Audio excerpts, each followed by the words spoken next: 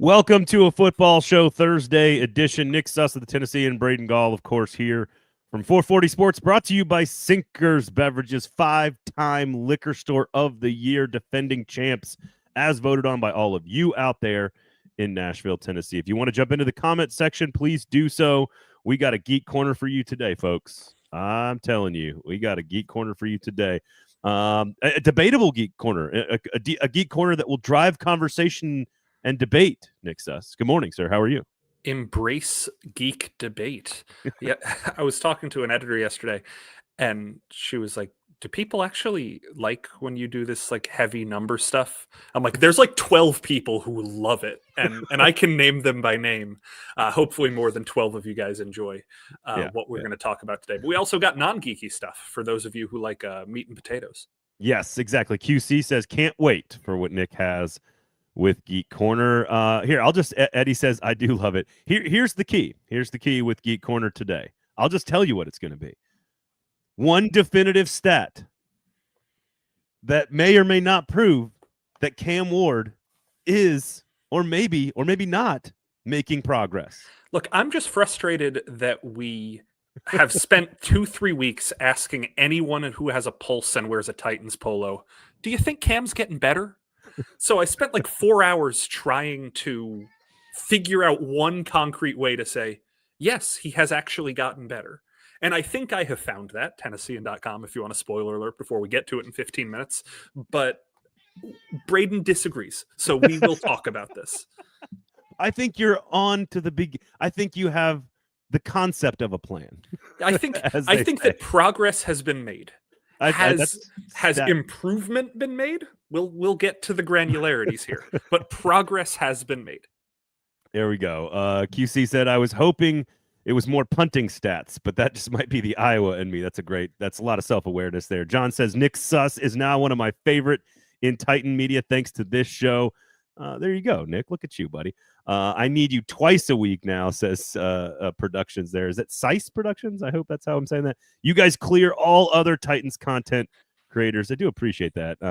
I know we all grew up getting into this business to become content creators.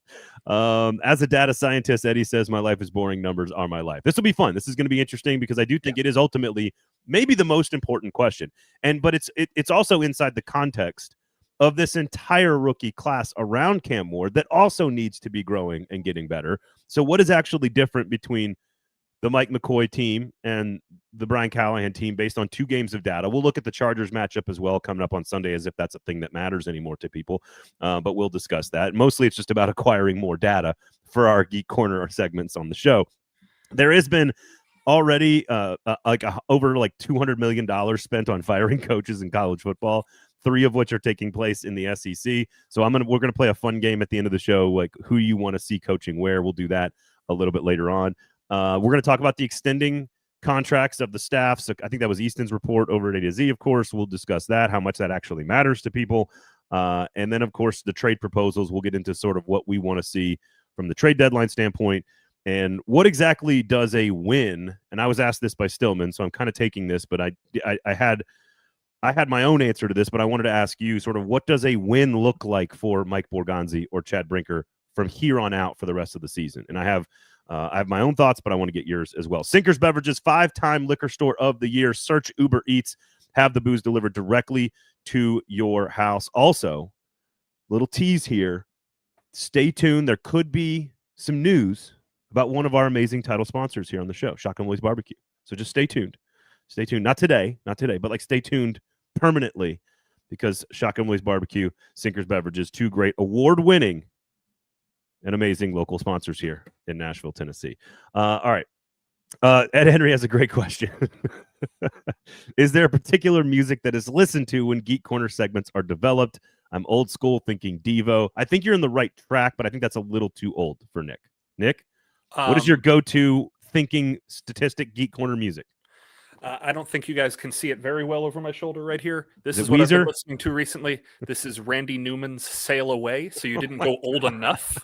That's what I've been listening to a lot recently. When I write creative writing, when I'm writing like comedy and jokes and stuff, I write very speed punk. Like I'm listening to like that makes loud sense. comedy stuff to kind of jog my brain. When I'm looking through numbers, I'm listening to folk music. This is Paul Simon. This is Randy Newman. That tends to be one of the most for me. When I am writing, like I've been working on these scripts for this documentary we're working on about beer. I hope everybody checks it out when it comes out here in the next couple of weeks. Been working on it for like a year. I listen to a lot of like hip hop. I listen to a lot of like EPMD. I listen to a lot of early 90s hip hop because it's sort of just in the background for me. And I'm not trying to like sing along to Jason Isbell or whatever. But it helps me get into a flow. And I really listen to a lot of old school hip hop when I'm doing when I write. So I don't know. I was on YouTube the other day while I was working on this, and I was listening to a full Randy Newman concert from the 70s. And one does. The top comment was, "This ate and left no crumbs." And I want to meet the one person on earth who listens to this music and talks like that. Right. Who sounds like somebody who hangs out with? It sounds like someone in 5th grade who is sitting here listening to music that is this deeply satirical and being like on period. That's just not what I expected. But let's talk about football. We don't need to talk about Randy Newman, or else you'll have an hour of me talking about his great biography that came out last year. Let's keep it a buck. Randy Newman slaps, man, in 2025. There's no question, no cap. All right. So Trey, I want to know first of all, because you and I haven't talked about McCreary. I don't think there's much to be said about it, to be honest with you. They are in a selling position as an organization. They need to be moving pieces to acquire as many future assets as possible. That could involve any number of players: Kevin Zeitler, Dre'Mont Jones, Jeffery Simmons. We'll get to all of them. But I want you to sort of answer the question that I was asked, which is like Chad Brinker and Mike Borgonzi. I think you're the one who told me that you think more of this is on Borgonzi in terms of the weight and the gravity. Maybe it was PK, one of the two of you guys, where we talk about sort of, I thought, hey, next in line, Chad Brinker, because in the firing squad, he's the next in line, been here the longest, and frankly owns a lot of the bad things that have happened as a part of the brain trust that made some of the decisions with Rand and Vrabel and Callahan. And they're all gone. He's the only one left. But a lot of the football decisions are a little bit more in Mike Borgonzi's camp. And so I'm curious, like, the fans don't like these moves. I understand them a little bit more than maybe the fans do. I understand why the fans are frustrated by swapping picks and giving up a player that could play next season. I also understand McCreary's worth $8 million next year, and maybe you think you can get 2 corners at that price point, or a corner and a guard or something, and you're trying to, maximize your resources. In your opinion, what does a win, what does a positive check mark in the positive column look like for Borgonzi and Brinker during the season from here on out? I think the thing that happened with this McCreary trade, because I want to say this very, very bluntly, I think the Titans got about what they could have gotten out of Roger McCreary. I do not think this was a value loss trade. The problem is the Brownlee trade was. They took a value loss on Brownlee. And so now you're looking at that and you're like, that's all you got from McCreary? When that's all you got from Brownlee? You have to look at these as discrete incidents. One trade was a value loss. One trade, you upgraded a 6th round pick into a 5th round pick. You went up about 60 or 70 slots, depending on where these go. It's like 2 rounds almost. Yeah. For a guy who has 9 games left on his contract. Yeah. Like, you're not going to get high value unless the Rams already had an extension agreed upon with McCreary, which has not been the case yet. So I don't know. I think that L'Jarius Sneed, when he was traded, we obviously know what's happened since, but if you look at what he was worth coming off of a borderline all-pro season, and that was a 3rd round pick, and you still had to give him $72 million, you're not going to get gigantic value. So what does a win look like? You probably want to actually gain a draft pick at some point. Stop pick swapping. I don't think that either of these pick swaps have necessarily been terrible GM decisions, but if you can just plain give up one of your 3 veteran edge rushers and get a 6th or 7th round pick out of it and go from 8 draft picks to 9 draft picks, that probably starts to look like a win. But I don't know. People are just mad about the Brownlee trade. I get it. That's what I feel like is happening. I'd like to know how like the impetus to the Brownlee trade, how much Callahan was involved in that, because if it was a move about personality and fit and culture and everything, I assume that the head coach is far more involved in those kinds of decisions than like a cap move, which is McCreary, right? Like, McCreary is more of a financial move, and Brownlee was more of a personality fit culture move. And I'd love to know, the driving force behind both of those. But I imagine front office a little bit more over here, maybe coaching staff a little bit more over here, because we know Denard Wilson liked Jarvis Brownlee. But I agree, it frames the entire conversation. But even in my answer to that question, which is I think getting a first-round pick plus for Jeffery Simmons, it has to be considered a huge win for the organization. But even when that news breaks, half the folks that are Titans fans are going to be pissed off that they traded Jeffery Simmons. Yeah.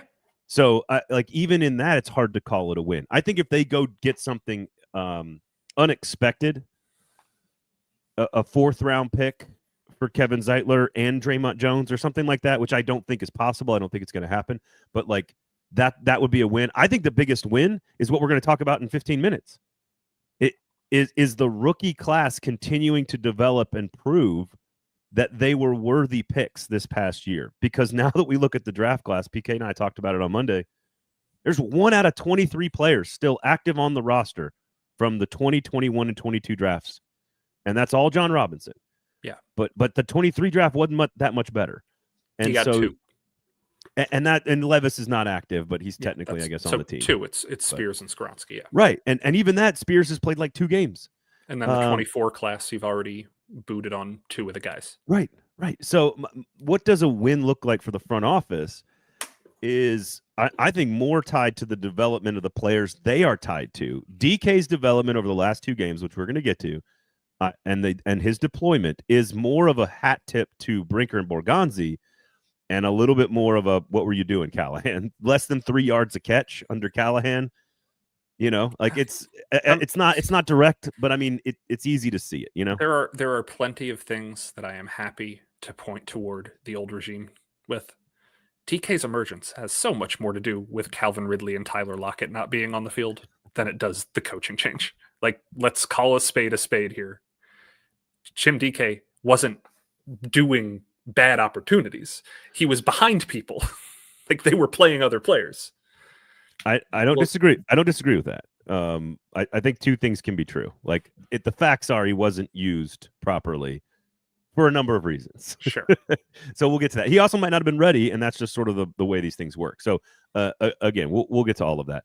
All right, who do you want to see? What else? Chig, is Chig a movable piece? I know Titans fans overvalue all of their players, but who do you want to see moved? I can go want to see. I'm not going to put that on anybody, but not from a player personality thing. I'm saying if you are a fan, being as cynical and as shrewd as possible, how do we get as much in return for these assets as we can? Yeah, I would say that Chig is somebody that you can justify trading because Gunnar Helm is developing. You would need to probably find a 3rd tight end to put on the roster. Joel Wilson's on the practice squad. You could do that. I think one of the edge rushers, whether it's Dre'Mont Jones or Arden Key or even Jahad Ward, you can. Braden's gone. Kid's running the ship right here, everybody. Hey, everybody, leave in the comments if you're just happy it's just me. This is what my whole room looks like. We'll see when he gets back. But I guess I'll keep talking. Braden's back. Hey, Braden. I didn't say any swear words while you were gone. Difficulties. So Chig, I said, the edge rushers, I said, I think that there is a under-discussed trade chip right here, which would be Will Levis. I don't think we are talking enough about the possibility to move him a year ahead of schedule. You could probably get some value out of that. He wouldn't be able to clear a physical, obviously, which would be the impediment. But I think that there were you folks in the hang on, you folks in the comments rooting for me to stay gone is making my morning, boys. Who else? I can identify 18 people who I think are logical trade people. You got Sebastian Joseph Day on a 1-year deal. You got Quandre Diggs on a 1-year deal. Kevin Zeitler. There are a bunch of people that could be traded, but if the question is who are you going to get more than a 5th or 6th round pick for? 4 guys. Jeffery Simmons, who's not going to be traded. Calvin Ridley, who it's going to be very, very difficult to trade. L'Jarius Sneed, who it's going to be very, very difficult to trade, and also might not be more than a 5 or 6 right now. I agree. And Dan Moore, who you just signed to a 4-year gigantic deal, and it's going to be difficult to move without eating some of that money. Would you move Dan Moore? It depends on what I got back. The problem with moving Dan Moore is, let's say you get a second round pick for Dan Moore. You're using that second round pick to replace Dan Moore. Like, there is no world where you have to draft a player to fill that spot. So you are trading a player to replace that position because it's premium. If you trade Jeffery Simmons, you can get away with not replacing Jeffery Simmons. You can draft a defensive tackle in the 4th round. And resign Joseph Day, go with Devondre Sweat. Yeah, I got you. You can do all that stuff. If you trade your left tackle, you are right back in the we need to find a left tackle situation. So that's kind of the downgrade there. Ridley, by contrast, you've got 2 young receivers you just drafted. You can develop them. You probably don't need to go first round receiver right now. What you have to draft a receiver either this year or next year, either way. Yeah, either late or early. You're going to have to do it with Ridley or without Ridley. Yeah. So I don't know. Zeitler. I feel like Zeitler would be a nice piece for somebody. And the Zeitler thing, like, I put this thing up on the Tennessee, and it was frivolous. It's just me imagining stuff, but you can go check it out, of like outside the box trades I would make. And I proposed this idea of trade Zeitler back to the Lions. He was there last year. The Lions are struggling on the interior right now. They've got a rookie and a second-year player playing guard, and they've both given up a dozen pressures this year. Trade for Kevin Zeitler, stabilize the room, and instead of getting a 5th-round pick in return, get Ennis Rakestraw. Former 2nd-round pick. He's been hurt for 2 years. It is another example of the Jalen Armour-Davis try, except this is a guy who was a 2nd-round pick instead of a 4th-round pick. You get the pedigree, you bet on it. If he's good, that's 2 years where you have a number 2 corner that you don't need to replace with the draft, rather than getting a 5th-round pick and wondering, can you get a number 2 corner there? That sort of thing is something I'm pro of. Maybe instead of trading Will Levis for a 5th-round pick, trade Will Levis for another different quarterback a team had given up on. I proposed, like, go get Aiden O'Connell for Will Levis. Go get 2 young quarterbacks from the same draft class who started as rookies, who have since been surpassed on their own depth charts.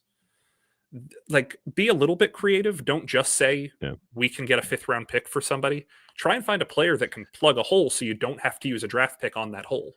Well, and ultimately, one of the questions we continue to ask is sort of like, well, what are you going to do with all this salary cap? And I said this on Monday's show. I think it's going to remind people, I hope it reminds people of the first year John Robinson was in charge, where he went and got Ben Jones and Rashad Johnson and Rashard Matthews and 3 or 4 other people that were replacement level players, but were better than what they had. Yeah. And they sort of stabilized the position. Ben Jones ended up being way more than anybody expected, which is great. Yeah. So that's what you do, is you cast a wide net with a bunch of smaller pieces, and you use the 10 million you were, I don't know what McCreary's worth. He's not worth 10 million, but maybe 8 million. And maybe it's 2 years, 16 million. Well, you take that 16 million and you spread it out over 3 players. And maybe you get an interior lineman, you get a middle linebacker, and you get a corner, none of whom are going to be stars long term, but kind of fill a need, because you got to use the money somehow. I know it does roll over. And when you're ready to pounce and all your pieces are built around Cam Ward, that you then have like a huge amount of cap space to go, supplement your roster right when you need to, but you got to do something with the money at some point, and you got a ton of holes. And so it's not just going to be filled through the draft.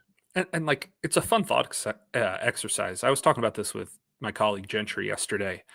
Like, say Vrabel hadn't been fired after that 23 season, and they had like 90 million in cap space to spend the Vrabel way.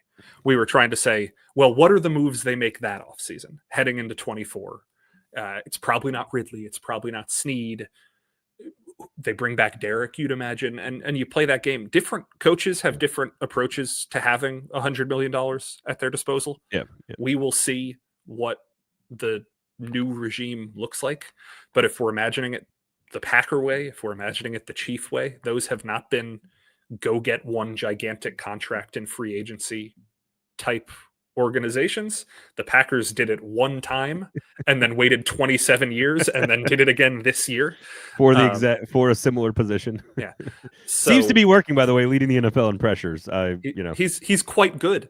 Right now, Nick, those 1st-round picks don't bother me. No, as a Packers fan. He's quite good. But either way, my point is we will see how they approach having money at their disposal, but I don't think it's going to be go get the top corner on the market. Yeah. Things. No, I agree, and I think that's a smarter way to build slowly with the right pieces. Be judicious with your resources. Zach's talking about Chiefs or Eagles here, sending the house to go get Simmons. First of all, Simmons next to Jones and Simmons next to those Eagles tackles is just a terrifying thought. The question I have about Simmons, because you just kind of real quickly said, "Oh, hey, he's not getting traded." That's national reports, that's local reports, but you never know when an offer comes along that could be worth all of those opinions changing. And what I keep thinking in my head is that it's probably the right move if you get a first rounder plus, which I think is the very high asking price. But I could see him going to places like Philly or Kansas City, Buffalo, wherever. I know Ed Oliver just got hurt, right? A tore bicep, so they could use a defensive tackle. Teams that are really, really good. You could see Jeffery Simmons being a rock star for like 3 or 4 more years at these other places and just being an all pro. And that is the concern with moving him, is that there is still 3 to 4 years of elite defensive tackle football in that guy's body.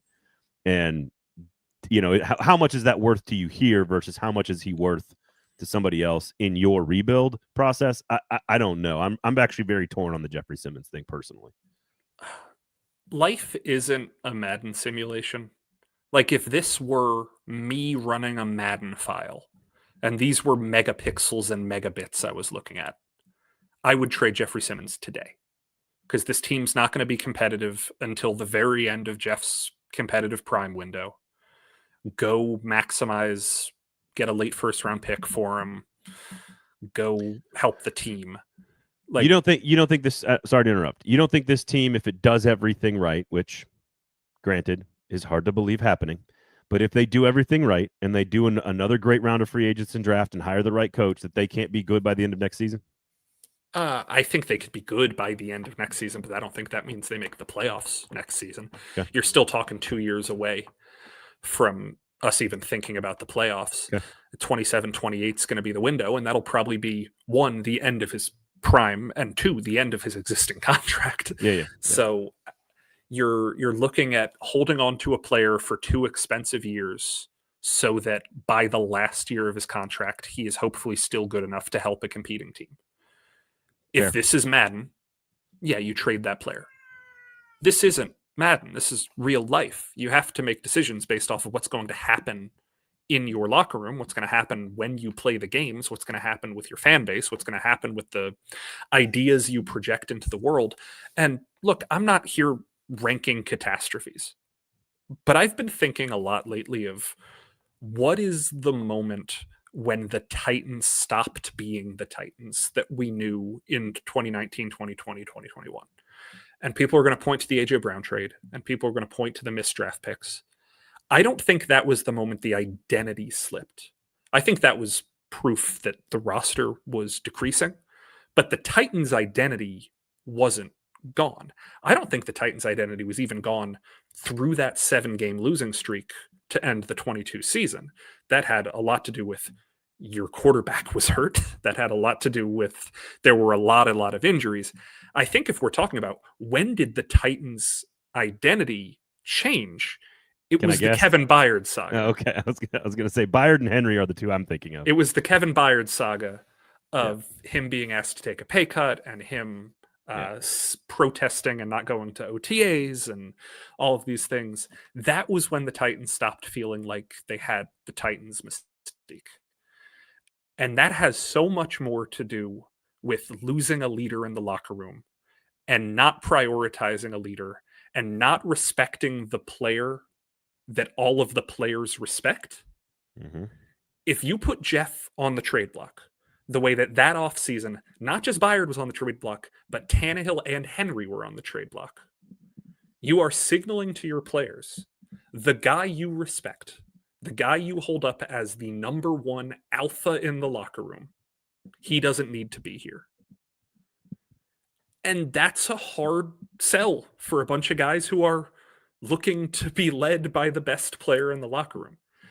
And so if you make moves for Jeff, that is a step toward losing the entire locker room that you are trying to build in an image that, whether fans like it, dislike it, I really can't get the read, is reflective of Jeff's image. He is what the young players are aspiring to be. He is the example on this roster of, if you develop and if you grow within the organization, you can have the kind of success this guy has had. Yeah. By the way, I don't think Kevin Byard has missed a game. 10 for Philadelphia, and then all 17 last year for Chicago. Set a career high in tackles and has 4 interceptions this year and hasn't missed. I don't believe has missed a game. I could be wrong about that. So I'm not suggesting that they should have kept him, but he still had plenty in the tank, I think is the comment there. One comment here I want to get to, which is Hez saying we need Cam's old coach from Miami. No, we don't. I'm not trying to be rude. As in Cristobal or Dawson? If you're talking about Shannon Dawson, fine, interesting. I could be talked into him as a coordinator for an established defensive coach. But Mario Cristobal does not know how to manage football games, and that's a concern for football coaches, considering why one guy was just fired.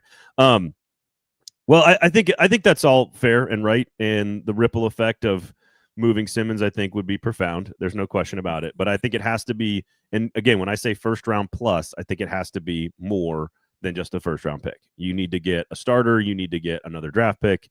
And I just don't think anybody's going to pay that price. And so they're in the right place. He's an incredibly valuable asset that they are valuing appropriately, I think is what's happening. And that's okay.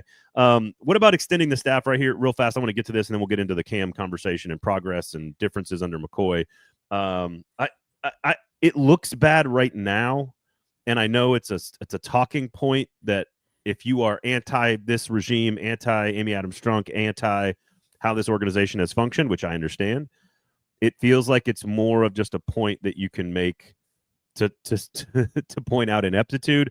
Whereas I've always said this, the number of really bad college football coaches that have one season that coach their way into an extension that they really have no business getting is just doing business. Like, you just kind of have to do business. I don't know if that's the same on the NFL level. What do you make of the decision to extend the entire coaching staff before the season? So as a personal point of policy from my years of covering college athletics, I do not speak specifically on contracts unless I have personally read the contract. And that is, we can talk about the conversation.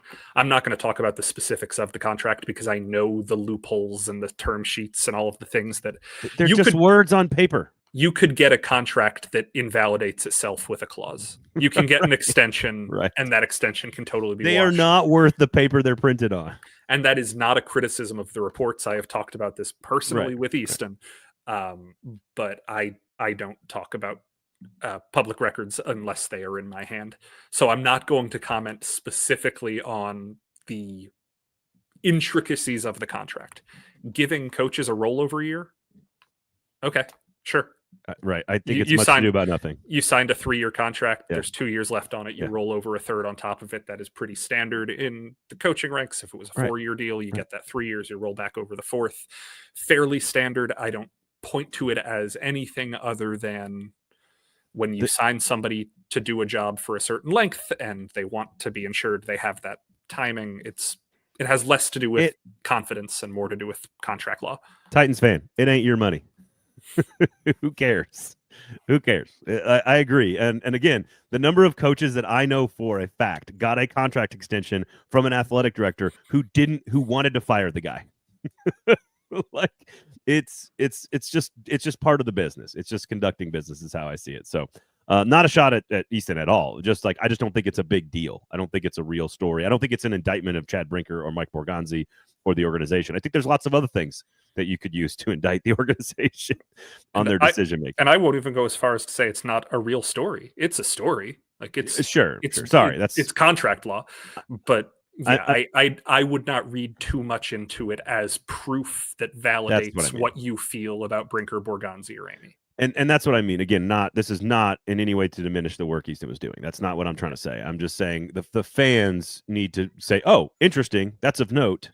It's not an indication of success or failure or, whatever. I want to point that out. Anyway. All right. So the first question I have is sort of, and you wrote, what is it, the 5 stages of grief for the rookies? Yeah. On the website. It's really, really good. Go check it out. NSCM.com. That'll be out. That came out Monday morning. Denial, anger, bargaining, sadness, acceptance, all by a bunch of rookies who have won 142 games. That's just DK, Helm, Cam Ward, and Winston won 142 games in college. Guys that are used to success.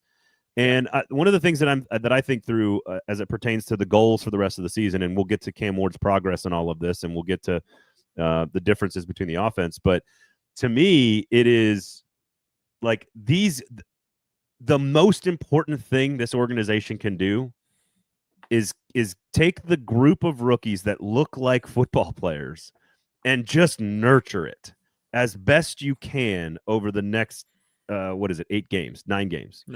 Just nurture the heck out of it, man. Cam Ward because they are so tied to Cam in DK, Iomanner, and Helm. And I'm going to lump Winston in here. I don't know where Oladejo is going to fit into this entire conversation, but I think Winston's going to be a starter at some point. And so it's about nurturing these pieces as best you can to maximize their development over the course of the next 2 months. And so my first question is, what's different in these 2 games, and how should the coaching staff go about approaching this group of rookies that they need to absolutely focus on from here on out the rest of the way? Man, that's such a deep question. I think that when you look at these Titans rookies, the number one goal needs to be get them as many snaps as possible. And that's why people were asking about a Zeitler trade earlier. That gets Jackson Slater into the fold. Like, get these guys opportunities. Put the players that were drafted to be the future of your team on the field now. When I'm not saying these games don't count, but let's be real.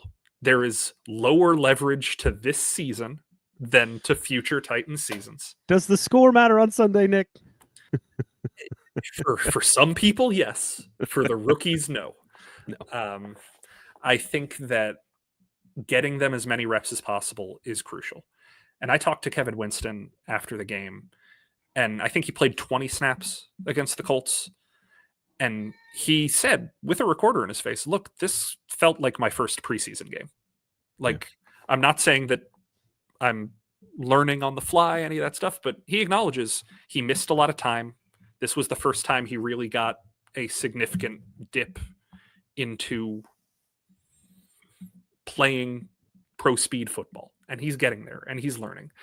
DK's getting a higher level of reps. Cam Ward obviously has been playing the entire season. Iomanner's been playing the entire season. Marcus Harris is starting to play a little bit more as well. Just get them on the field. Yeah. The goal right now has to be expose them to the rigors of professional football. And it's as simple as that for me. Because the thing about, and this one's more based on to Cam Ward, and I don't think he has any problem with this.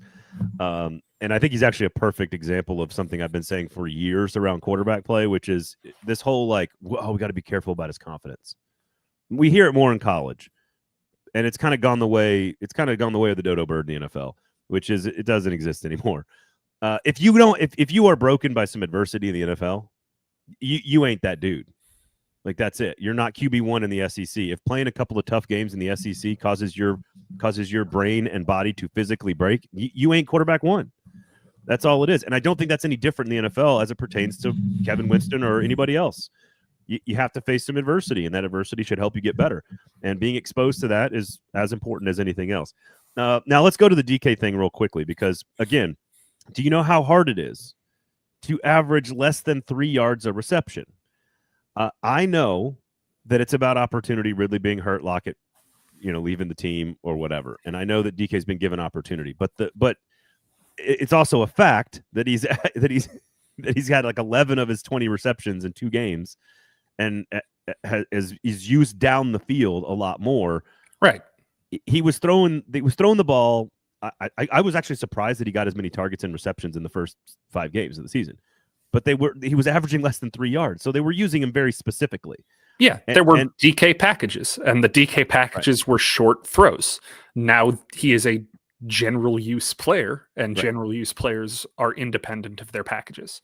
Again, this is not a defense of anybody that somebody in the comments hates. If you personally in the comments hate somebody, I'm not defending that person. But I hear you.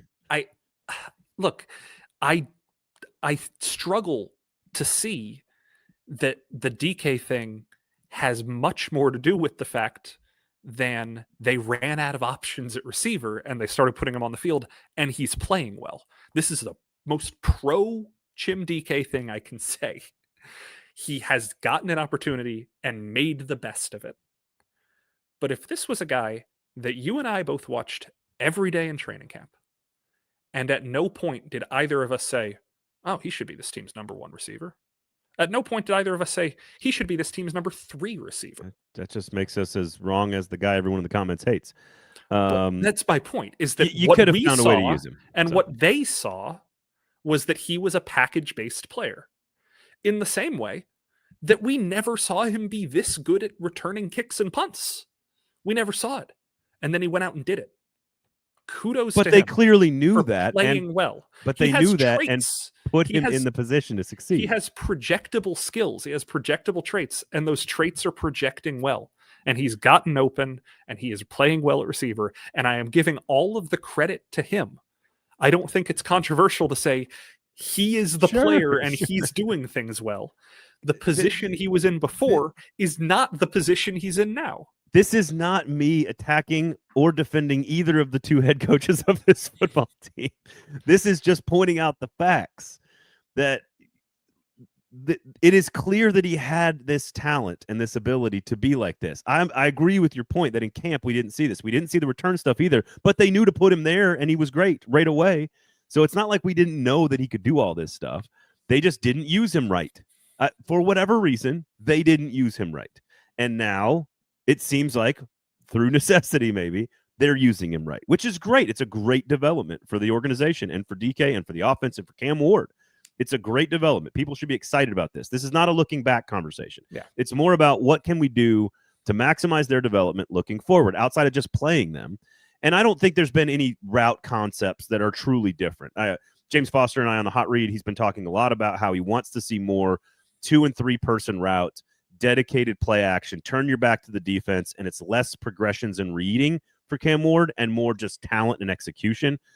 But that has to be set up at the right time. So the play calling has to be right. You got to put the right players in the right positions. DK feels like he can do those routes, and especially packaged with Helm and Io Manor, those 3 running the same sort of like flood left on a play action rollout.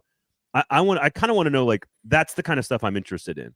Is like, what are the routes? What are the combos? What are the strategies we should be seeing to maximize the growth of these players? And seeing Helm down the sideline in these fade routes, he's clearly very comfortable in that route. So, like, find the things that these guys like to do and do well and sort of amplify them and highlight them is what I want to see from the coaching staff.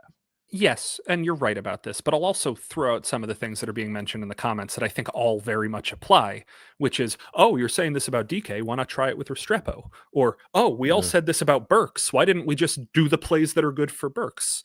Like, at a certain point, there is a difference between this guy has traits, maybe he can do things well, and this guy just made a bunch of plays.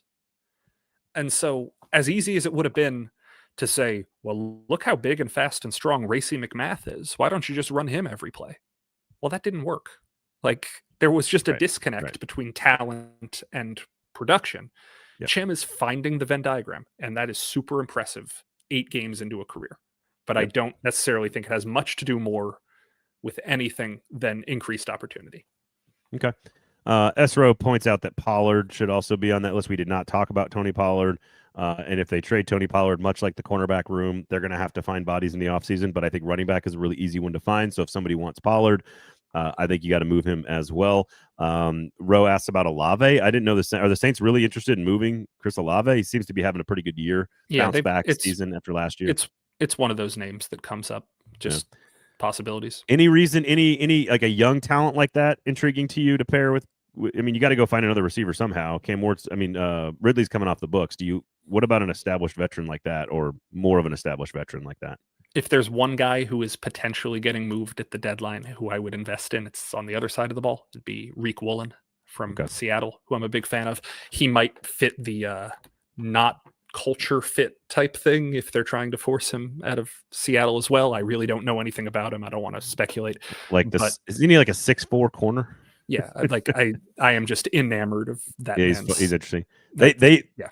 I've seen Zeitler to the Seahawks as well. They've got interior offensive line problems. So maybe to your point of creativity, right? Like go get a corner for a guard. Who knows?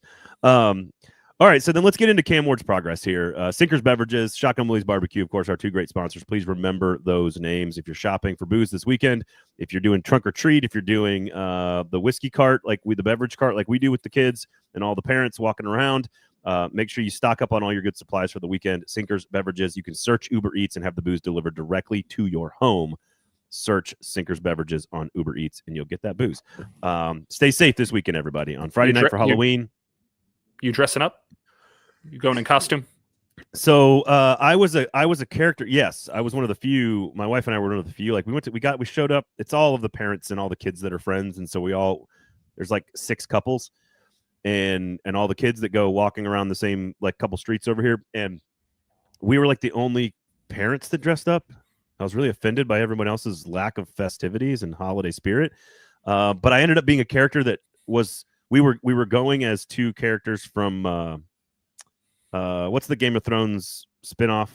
House of Dragons? Yeah. Is that right? So we were some Targaryens, like super blonde, very, very pale and white, which fits me and my wife. And so but I kept being pointed out as something else. And I hate that. I don't know why, but I just kept being, oh, great costume. You're so-and-so. And it was some character from some I don't know, like some Housewives movie or something. And I didn't know who it was. But I'm going as the dude this year because it's an easy costume to put together on a Friday afternoon. Easy costume. I've got really funky sweaters. I got some robes. I got some slippers. I'm not putting the effort into it this year, which is on brand for the character. So, how often does a good kick return translate to being a good wide receiver? I think they're separate skills. Yeah, they're fairly separate skills. I mean, Dante Hall was an elite returner, not a great wide receiver. Yeah, there are some that turn out to be pretty good at both, but usually the ability to return kicks has more to do with what you can do with the ball in your hand. All right, receivers getting open. All right, Cam Ward, 32nd in passer rating and QBR, 31st in success rate, 30th in yards per attempt. If you're into the PFF thing, 33rd in passing grade, 35th in offensive grade, 38th in adjusted completion percentage. This is among quarterbacks. Qualified quarterbacks, yeah. So 38th among qualified quarterbacks. Not good. I don't know if you guys know this. There's only 32 teams. And he's talked a lot about this in his comments around operations and calling plays and in and out of the huddle and sort of the when he talks about his own progress, he doesn't talk a lot about, I think he's talked about his eyes before, kind of finding the right place to look, and he's doing better at that. But a lot of it is about sort of just like basic kind of operational stuff. Now, Cam Ward, again, back to the confidence thing. You cannot kill his confidence. So the adversity, the struggle, the hard coaching, the hard moments, all of that's actually, he flourishes in that stuff. So I think he's going to do the best. Like, I trust him to maximize his ability. 16. I'm gonna set up the 2 stats and then you take it. Okay. Yeah. According to your research, basically, when you use what is it, expected points per? Yeah, if you guys are familiar with EPA, yeah. I'm using EPA. If you need an explainer on EPA, put it in the comments, and I will give a brief explainer on EPA. Expected points, on a given play. What does that play matter to your team? And you said, this is the numbers: 16% of Cam Ward's dropbacks were considered significantly positive plays that impacted the score by 1.0 points or more. Okay. Yes. So a significantly positive play happens 16% of the time. Cam Ward drops back. 24% of the time, a significant negative play takes place, which is negative 1.0 EPA on that given play. Or worse. A quarter of the time, he is doing significant damage to his team's chances to score points. Or significant damage is being done to him. This does include sacks. Fair. 16% positive. So let's get to the good first, which is that, according to your research, the ratio of those good to bad plays, he has played his 2 best games in the last 2. Yes. Correct? Correct. Right. Take us on the journey.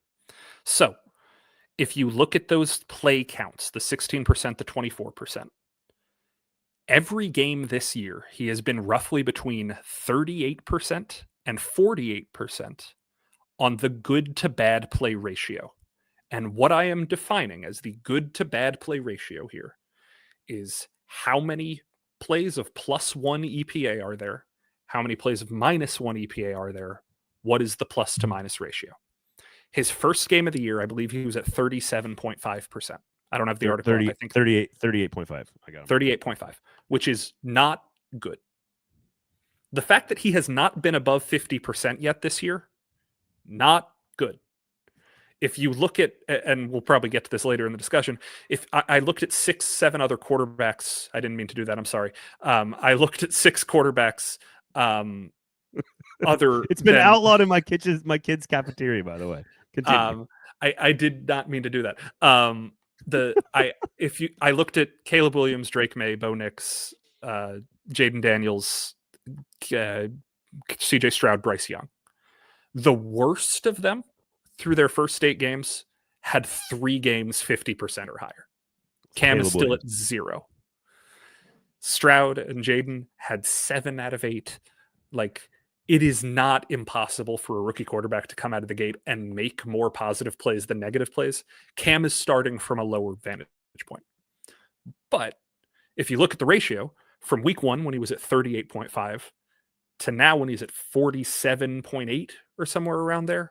47.4, yep. He is improving. His 2 best games by positive play to negative play ratio have been the Patriots game and the most recent Colts game. The game where he made the most total number of positive plays was the Colts game. He is turning in more productive versions of himself. He is hurting the team a little bit less and helping the team a little bit more. Now, he's not at a point like Jaden Daniels was, where I think Jaden Daniels had a game of like 81.8% at a certain point in this sample. CJ Stroud had games above 60%, above 70%. Cam is still trying to play his first game where he does more to help his team than to hurt his team. But if you are looking at this first 4 games versus second 4 games sample, Cam has EPA in those first 4 games versus EPA in those last 4 games improved by about 4%. That is not a problem. If you are getting better, that is progress. Now, is it enough progress to be like he has gotten better? Braden, we can quibble about this. But it is a positive trend line that he has gotten better each of his last 2 games, and those last 2 games have been his best 2 games. And he is doing more to help his team at this point in the year than he was doing in any other game. And if that is the quality that we need to discuss, that's the most important thing for the Titans, is if Cam Ward starts making the plays that help the Titans. And he's doing that. I think over the last 3 games to go from 38.9% ratio of positive to negative to 42.9% positive to negative to 47%. What I would say is that if that continues to get above 50%, because as you pointed out, I think a lot of important context in this conversation, because your facts are your facts. They're absolutely correct. And facts show that these 4 games have been better than the first 4, that these last 2 are his best, and that there's an upward trajectory 3 weeks in a row. So that's all factually true. Now, he also, the reason he had the most positive plays of his career was because he played the most snaps of his entire career in a game where there was 0 pressure. So I think that's important. Down 31-7, he can just get out there and play pretty loose, pretty fast, pretty free, and not worry about what the outcome is going to be. So I think that's also, you have to throw it all the time, etc. I think if the trend continues, then I think you have absolutely pinpointed a perfect example of progress for Cam Ward. But I think it has to continue, because the difference between 42.9% against the Patriots and his week 2 performance against the Rams, which had the one great throw and a couple other good ones, but a lot of mistakes, was 41.2, identical. Pretty similar. I'm going to say 42.9 and 41.2 is identical ratio.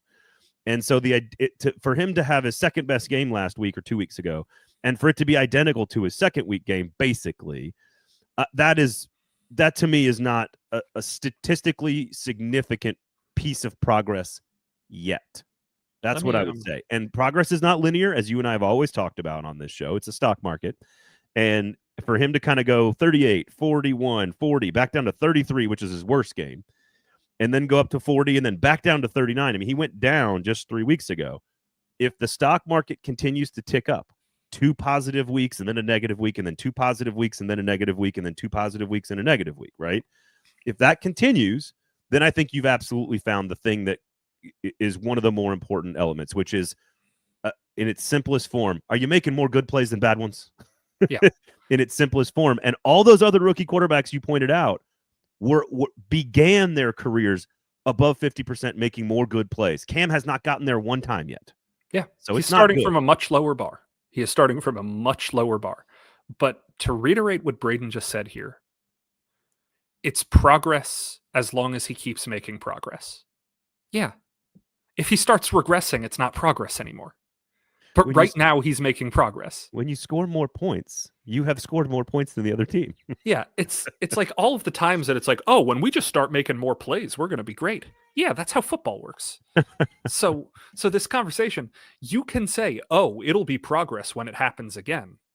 Yeah, now, sure, okay. sure. You're right. If it's not progress, it's not progress. Let me ask about right now, it is progress. Let me ask about your process. Sure. Which is, how deep did you have to go to find this? To find like, was it the thing you wanted to go look into, or was it I got to find something that shows progress here, and I think this is the thing that could do it? Like, I'm not calling into question your thesis. Yeah. I'm saying, what was your process? This was purely exploratory, I will say. Have you seen the Sumer Sports Sumer Brain thing that exists? I saw you reference it. I've not delved into it. It is essentially a really gigantic database of advanced football analytics that you can ask questions to their chatbot and they will give you the answers for free, or you can pay them and not have to use their chatbot.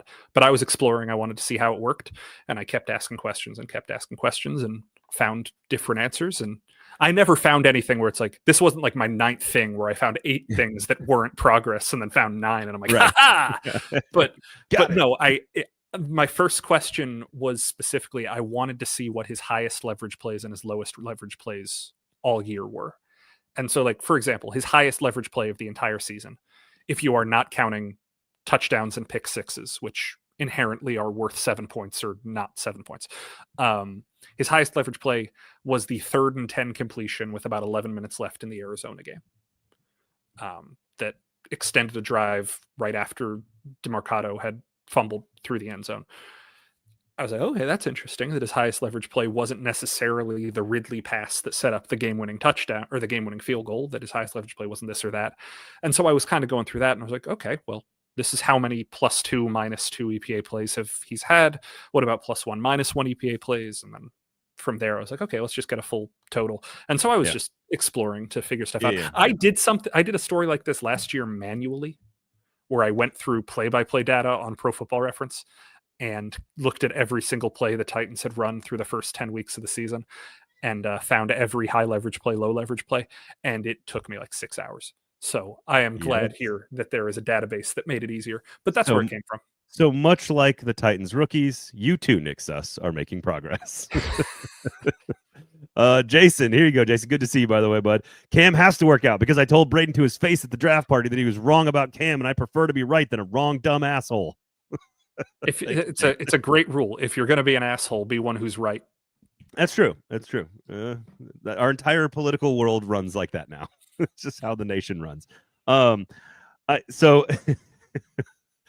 do think we need to get to Josh's question here, which I can do if you'd like me to. You can explain EPA, and I'll explain 6-7. Let's do it on top of each other. 6-7 going from like I have never heard of it before, like I don't know, 6 months ago, to South Park levels of hilarity in such a short period of time tells you all you need to know about how fast it's going to burn out. I just want to point that out. But before we get into it, I will say, sitcom nerd over here, guy who cares more about sitcoms than anything else. The South Park episode that you're referring to, the 6-7 episode they did, truly one of the most remarkable feats of sitcom writing I have ever seen. The script writing of that episode. Peter Thiel not knowing what 6-7 means. The Peter Thiel aspect, the guidance counselor and PC principal. It was I am not the biggest South Park fan in the world. That is one of the best written half hours of television I have ever seen. There's one abortion clinic left, Beth. It was we don't have to get into the politics of it, but Fantasy Island JD Vance is my favorite. Just from a craft perspective, do yourself a favor. Watch the Exorcist episode that South Park put out a couple of weeks ago. It is some of the best screenwriting you'll ever see. Yeah, the whole season is spectacular. They did go away from Charlie Kirk immediately. They had a Charlie Kirk episode like the day I think he was shot, and it's crazy. Yeah, it was like 3 weeks beforehand. I was wondering when they were gonna what I mean is it was all produced before it happened, and they have not gone back to it, which it's an interesting decision. Anyway, all right. So Josh is, I believe it's your daughter, right? Goes to the same school. She's in kindergarten with my kids over here in East Nashville, and so there's two stories about the origin of it, and it's kind of a Rorschach test for what your child thinks about something. It kind of means whatever they want it to mean. In general, it means mid or weird. That's what it really means. Like, that's weird. And they just think it's hilarious. My oldest, who is 9 in 3rd grade, already thinks it's awful. Already is annoyed by it because Dad is running it into the ground in our house so that they don't like it anymore, because my youngest is doing it all the time about everything. So much so that it has been outlawed in my in their cafeteria. This one right here. And actually, I learned this. I was standing next to you when Cam Ward shoved Jeffery Simmons in preseason and did this thing. Yeah. Which is now everywhere. I saw it in my kids' cafeteria before it's the only other time I've seen it. That has been outlawed in the kids' cafeteria. Don't ask me why. But the origin story of it is there's two different ways. It's sort of like a bunch of kids just sitting around thinking something. There's ties to LaMelo Ball, who's 6'7", and he's kind of an average player. It is all tied to somebody was like, hey, what do you think about this? And he's like, it's about a 6 or a 7, like not a 10, right? On a scale of 0 to 10. He's like, it's about 6, 7, which means it's about average. It's kind of mid. It's not good. It's not bad. It's just kind of it's just there. And I think it's evolved to like this. It's just it's weird. Like my daughter uses it like, that's weird. That's 6, 7. And I'm like, okay. So the fact that my what I find interesting about language is that it went from like I had never heard it before to South Park. And I say that just to say like it had elevated in our collective consciousness to the point where a comic satirical cartoon had to make fun of it and did a brilliant job writing it through the entire script, to your point. So that the origin is kind of gray. It's he's an average basketball player. This thing is average. It's a couple of guys kids sitting around going like, it's 6, 7, man. And it just means average. And it'll burn out fast. But now all you adults kind of know that it means mid or weird. Okay. Basically. Well, now let's use the next 6 to 7 minutes to talk about 6 or 7 college football vacancies, because I know you want to do that. I do. There's about 6 or 7 of them actually. Yeah. That could happen in the SEC. So, all right. Is Cam making progress? I think maybe. So. Maybe. I think so. Sinkers Beverages. Read it. Read the story. There's a lot more data that we didn't talk about. Sinkers Beverages, Shotgun Willie's Barbecue. Check out our 2 great and amazing sponsors. Jordan says, my concern is that my 2-year-old still isn't speaking words that dissipate. When I hear things like skibbity toilet and Ohio in subsequent use, skibbity toilet Dubai matcha, no cap, keep it 100. And this is how Cam talks too. Like Cam, I never thought having teenagers would help me do my job, but it will. Keep it a buck, man. You got to keep it a buck. Look, the key to language is we know that young people are always going to want to talk in a way that their parents won't understand. That's just facts of life around generational language barriers. And the only solution is to fight fire with fire. Is to go right back at them with all the words that they use that you think are ridiculous so that they stop using them. It's the only way to do it. Speaking of cartoons, there's a great episode in the new reboot of The Amazing World of Gumball about this exact phenomenon. I have never heard of that show. It's a Cartoon Network show. It's about, there's an episode about parents using social media to ruin it for their kids. I like it. I'm more of a Aqua Team Hunger Force and Space Ghost Coast to Coast Cartoon Network guy. Yeah, no, I'm talking about like a kids show. You're talking about Adult Swim. Adult Swim. That was big in like 2003 for me. Yeah. Late at night watching TV with, I'm sure I'm totally sober at the time. Okay.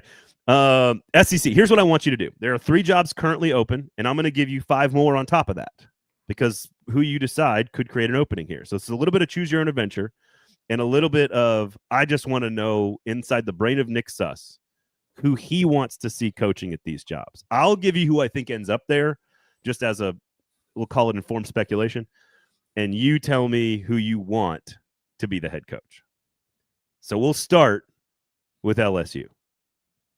This is the one that I'd like to see Lane go to.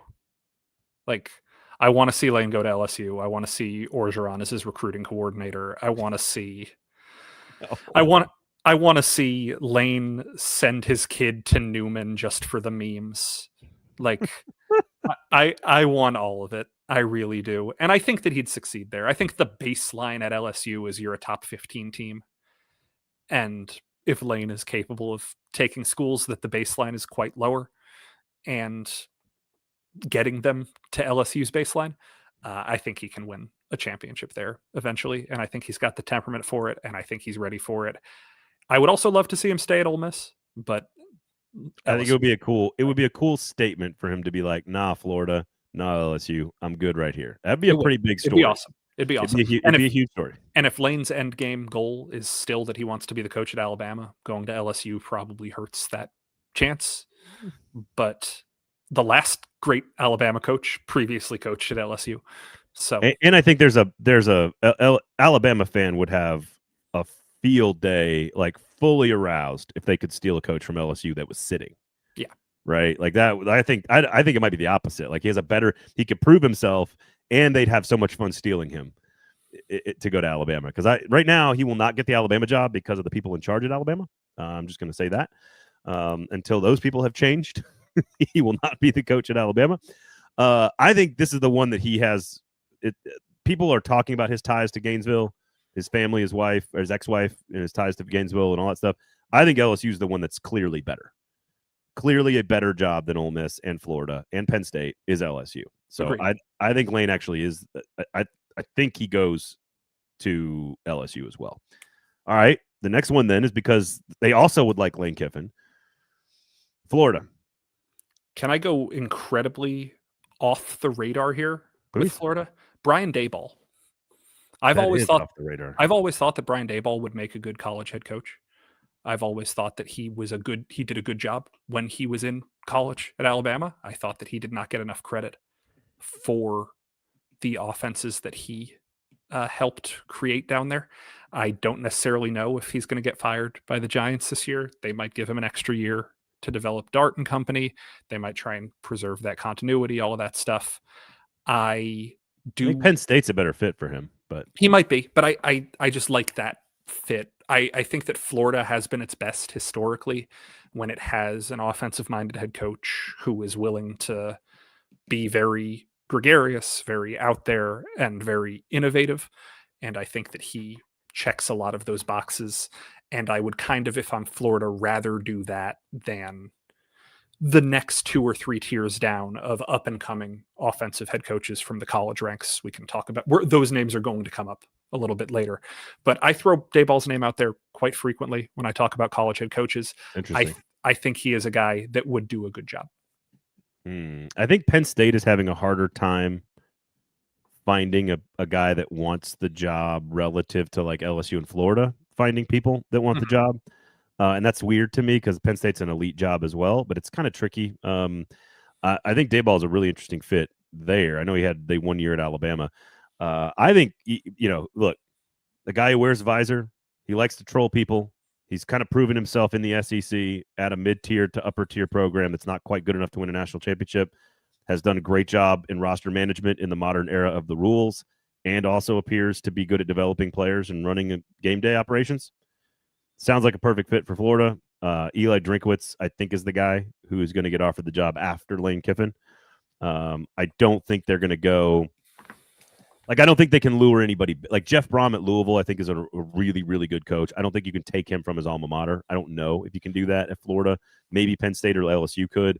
Dan Lanning's not leaving Oregon. Marcus Freeman's not leaving Notre Dame, I don't think. So I think Eli Drinkwitz would do a really good job, and I think he's just trolly enough, Yeah. just enough of a smartass to go down there and I think do a really good job. So I think that's who ends up there. So you've opened up the Ole Miss job.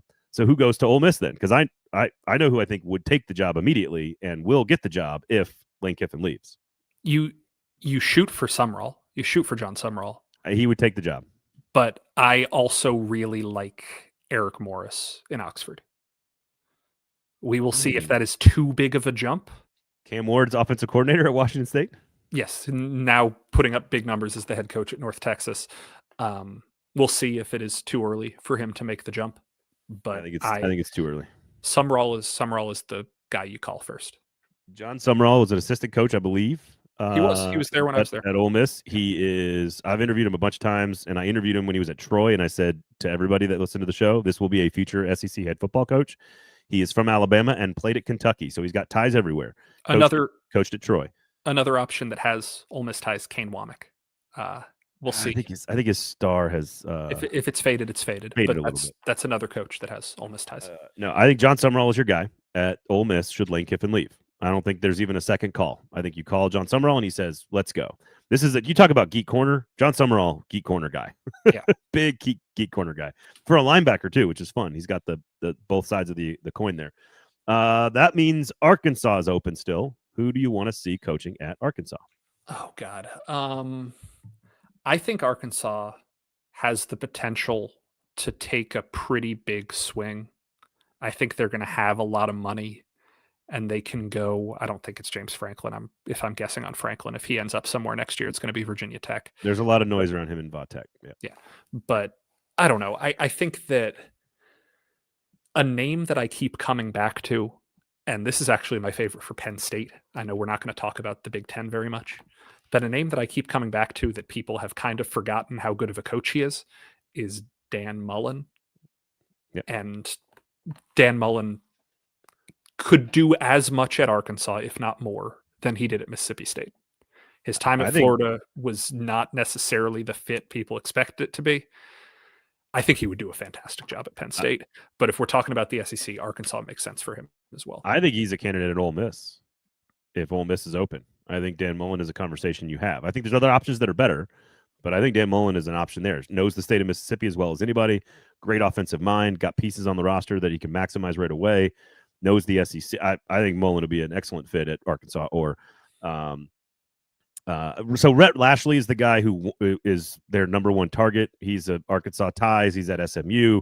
Question is, does SMU want to, does he think that the value of SMU in a lesser conference, but with lots of money and being maybe one of the higher profile jobs in the conference, is better than being sort of a middle tier guy at Arkansas? I think the question around Arkansas is, they are the one program that should be able to maximize the new rules with NIL and roster management. Totally agree. They have so much money, and they're the biggest dog on the block in that state. And the Northwest Arkansas has just tons of cash. So I think they could turn into an Oregon of the SEC. They're the one team that can elevate their lot in life faster than anybody else. I think the guy that I really liked is not going to get the job, but the guy I want to see get the job is Willie Fritz at Houston. I think he's a perfect program building, slow but steady. I do really good work everywhere I go. He's very Kurt Signetti, and I think he would go to Arkansas and just build a really good, steady, really successful program. And if he gets a bunch of resources, I think he could go a little bit higher. Z Dean says, "What about Bob Chesney? Will he get?" I think you're right that he's more of a candidate for Virginia Tech and Penn State. That's the James Madison head coach as well. I'm going to go. So Missouri's open now because Eli Drinkwitz has gone to Florida. So who you want for Missouri? Ooh, that's an interesting fit. A lot of things could go right at Missouri. Do you have an answer? Let me think. This is the hardest one. Okay. I think this is one of the hardest ones because Lance Leipold at Kansas, I think wants a bigger job, but I don't think I'm not sure how much of a sell that is. I think Kenny Dillingham at Arizona State would come to the SEC, but I think he's more of a Florida State guy or South Carolina guy than he would be Missouri. I don't know. Josh says Brian Kelly. What's really interesting is that I think the guys who just got fired are actually really good candidates for some of these jobs. Once you get to Missouri, I would not hire Brian Kelly because I don't think that's the right fit culturally. Not that matters. You got to win. But this is a really tough one here. If Jeff Monken at Army, it would be a really good hire. if you think Blake Baker is ready, that is somebody who you could take a Bring him swing back. on because he'd been at Missouri before. Buster Faulkner. I'm going to keep beating that I- drum. I- Georgia. To scratch QC Hawks itch for a second, I finally figured out what watching Georgia Tech feels like. It's watching 2014, 2015 Iowa if they actually called plays. Like, you are watching a team that will grind you into a pulp, but 7 or 8 times a game, they have a lot of fun. It's very, very interesting. I think Iowa could be a playoff contender this year. They got to win their games, but I don't have any problem with it. I love this season being completely wide open and chaotic right now. Vandy Chris says, "How about Kenny Dillingham at LSU? He would be fantastic there." The thing about Dillingham is I think he just screams Florida State to me. Like, I know LSU's not that different, but LSU's like a little bit classier, a little bit tougher, a little bit smarter, a little bit better version of Florida State.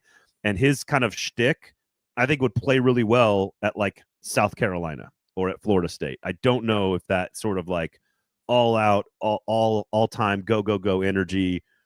I don't know. I think that could. It's a big job. You need someone established at LSU. But Dillingham has been good at Arizona State. He hasn't followed it up this year with a great season. But Arizona State's good, and he's really smart with the modern rules. So I like the coach, the decision. Like Dillingham in Missouri, I think could do very well. I agree. I also, while we're talking about LSU, I will shout out a good friend of mine who has what I think is the most fun pitch, which is Willie Fritz to LSU on an agreement that you're only doing it for 3 years. Yeah, and you hire Kelvin Shepard as your coach in waiting. Ooh. Which is a very fun conversation. Yeah, I do like Kelvin Shepard's smart dude, man. I like listening to him talk. So that I'm going to go with. So Auburn opens up. I have one answer and one answer only, and it's not Urban Meyer, but that would be fun. Nick Saban also would be fun. Is it Gus at Auburn? Is it Gus? Is it just bring Gus back? James Franklin. So it's Gus. It's just at Gus. Auburn. I don't know. Auburn is such a strange thing where if I'm them, I go find something so off the wall, but make it a culture fit. That's Eric Morris. But it has to be a culture fit. It can't be Brian Harsin 2.0. It has to be off the wall. GJ Kinney. GJ Kinney would be an absolutely awesome Auburn style hire. Honestly, Buster Faulkner would be off the wall, and I know I'm going to continue to beat that drum, but this isn't necessarily off the wall. But Charles Huff, he's that's I don't know. We'll see. But there were strange issues in Marshall that were not his own doing, but related to him that I think could crop up at Auburn too. That is fair. Matt Campbell says QC Hawk. I think he'd be a good fit Matt Campbell will be a good fit at Missouri. I also think Matt Campbell will do a really good job at Kentucky if Mark Stoops decides to retire and or be fired and or take the Iowa job. Ben Arbuckle says Z Dean, the offensive coordinator at Oklahoma. I don't think he's ready yet. I'm not there yet, but maybe after this weekend, if they go up there and torch Tennessee, we'll see. There's also one name that never comes up because I get why it never comes up, but I think enough time has passed for us to start saying, hey, somebody go hire Pat Fitzgerald, please. He is Kentucky. He's got Kentucky written all over him. Somebody go hire Pat Fitzgerald. That's a top 10 coaching job of the last 25 years, what he did at Northwestern. Go hire him. He is a candidate at UCLA right now, and I think he will be absolutely a candidate moving forward. Jed Fish is a Florida grad at Washington, doing pretty good work. Don't think he's qualified yet for the job, but he'll be a name because he's a Florida grad. And funny story. Did you tell me this? That Jed Fish... Oh, no, this was Childers that told me this. Jed Fish, you will love this story. Jed Fish, current Washington head football coach, faked his way into the OJ trial. I had no idea I was going to go there. No, I read this. I'd forgotten this, but I've read this. He just wore a suit, got on the elevator with like the Dream Team lawyers, rode his way up an elevator and got into the courtroom of a closed courtroom for the OJ trial. And Jed Fish was in there. Just a dude in there wearing a suit. Fantastic. Another name we haven't mentioned yet that I think is due for a P5 job, but it's probably Missouri or lower. We're not talking LSU, Florida. Alex Golish is doing a really good job. I'm very impressed by what Alex Golish is doing. I think his wife went to Arkansas. I think so. He's got ties to Arkansas as a program. So I think Arkansas is going to be a target for him. I think they're shooting above him, though, if that makes sense. Vandy Chris says, does Beamer walk away from South Carolina and go home to Virginia Tech? That is exclusively what Shane Beamer wants. If he has dreamed his entire life about being at Virginia Tech, This will be the only chance he has to take the job. And if they lose this weekend as a heavy underdog and he has 6 losses, maybe resetting the clock ahead of the pitchforks and torches is not a terrible idea, because this year is going to be considered a major underachievement for Shane Beamer in South Carolina. I think he's a pretty good fit at South Carolina, so we'll see. Alex Golish is not qualified to be the head coach at Florida. I'm just letting you know. They're shooting for much bigger, more established names than that would be a little Golish. too similar to the Napier situation. They need to get somebody with more P5 experience. Honestly, he might not be qualified for the Arkansas job yet. So I think you got to kind of consider that. Otherwise, Ryan Silverfield at Memphis is going to be a candidate for all of these jobs potentially, especially the lower tier ones. Jeff Monken at Army. A lot of good names out there. Willie Fritz, I love the coach. I just think he's a stabilizing force that will absolutely develop good football players. And so if you want a proven thing that maybe isn't going to win a championship, but is going to improve your program, I just love the job that Willie Fritz does everywhere he goes. What's the Venn diagram between school that Jimbo would be willing to surrender his buyout for and school that would be willing to hire Jimbo Fisher? Like Oklahoma State? Would Jimbo go to OK State? OK State, I've heard really, really wants Zach Robinson. We'll see if he's willing to make the jump. But former quarterback in Stillwater, offensive coordinator for the Falcons. I think G.J. Kinney, the guy who got Mike Gundy fired, actually. G.J. Kinney, Eric Morris, all those make sense for OK State. He's the coach at Texas State, former Tulsa quarterback, very big college fantasy star, G.J. Kinney. Back in those Tulsa offensive days. Does Kalani Sitake at BYU get a look anywhere? I don't think so. Not because he doesn't get the look, but because he doesn't want to leave. I think he loves exactly where he is. And isn't he an alumni? I think he is. I think he's a BYU alumni. So there's a lot of guys at their alma mater. Dillingham is at Arizona State. Braum is at Louisville. Clarkley's at Vanderbilt. A lot of these guys are at their alma mater, and you have to pry them away if you want to get them. And I don't think Clarkley's going anywhere. There's going to be offers, but I don't think has any desire to leave, from what I understand. So I know about Satterfield. Would he be willing to leave Cincinnati? So he was on the hot seat though. So that's the problem, is guys that come into the season on the hot seat and then have the one kind of turn of the narrative season are always really concerning to me. I mean, that goes right back to our conversation about extending coaches, that like Satterfield's going to get a huge extension out of this season. And he was almost fired each of the last 2 years. Yeah. So that's kind of the nature of the job sometimes. So either way, it is absolutely hilarious fun to watch this coaching carousel. And I do think either Penn State or LSU, maybe Florida, are going to do something completely unexpected. Like a Dan Lanning move, the way Lincoln Riley left to go to USC, that set off this crazy chain of events, and Brian Kelly leaves to go to LSU. I think LSU is going to try to do something crazy because that's the way they operate, even if Scott Woodward is not invited or allowed to make the hire. The athletic director. Before we finish up, can I make one prediction about what I think the biggest bidding war of this entire cycle will be? Biggest bidding war for defensive coordinator Luke Fickell. Yeah. It's going to be a huge bidding war. His buyout's really big at Wisconsin, but his teams are bad. That's arguably the worst team in the P5.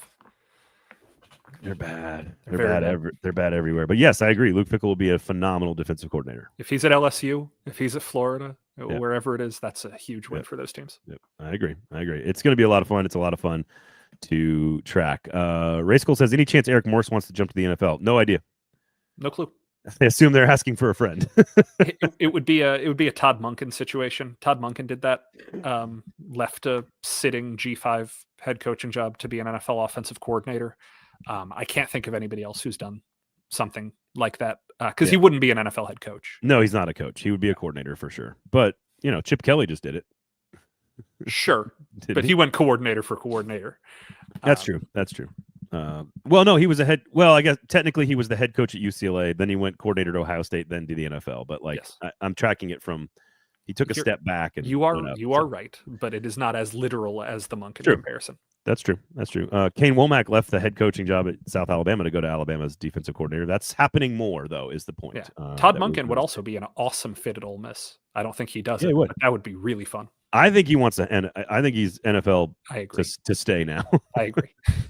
Also interesting to what kind of players he would need to find success as a head coach. Like Lamar's special in his system. Sure. Like they're a special marriage. Do you remember the first two NFL offensive coordinator jobs he had? It was Tampa and Cleveland. He was they were drop back passers. It was Baker and it was Jameis. Oh, I guess that's true. And then if you go to the 2 championships he won at Georgia, he was winning with Stetson Bennett. He doesn't need a Lamar type to win. Yep. No, that's fair. That's fair. All right, we went really long, but I thought it was a fun game to play as the coaching carousel spins out of control in the SEC. Should be a great weekend of action on Saturday, and there will be a Titans game on Sunday. So we'll see you at the stadium on Sunday. I got to go to Clarksville for the last soccer tournament of the year, which I'm very excited about. So daughter got to the championship round for the first time last weekend. So we're hoping for one more win this weekend and a big ring and a big medal for the 7 and 8 year olds. So we'll see. All right. That just about does it. Sinkers Beverages, Shotgun Willie's Barbecue. Make sure you check out Tennessean.com for all your Geek Corner needs. At Nick Suss on Twitter, at Braden Gall as well. Make sure you follow all the other great shows across the network that cover the Titans, SEC football, the Preds, Nashville SC, Nashville news, politics, media, sports, business, you name it, we got you covered. So podcast app of choice, social media platforms, and YouTube. Please tell somebody about the show. We would really appreciate that. Great talking to all of you guys. We do appreciate you.